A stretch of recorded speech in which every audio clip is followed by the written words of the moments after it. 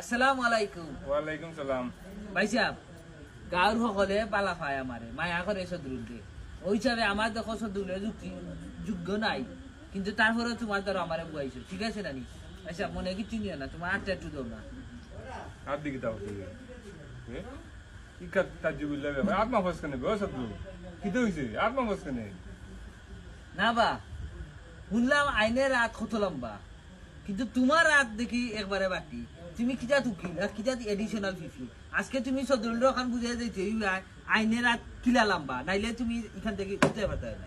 আইনের রাত তো অনেক লম্বা, আইনের কাছে তো মানে আশ্রয় লাগি যাবে।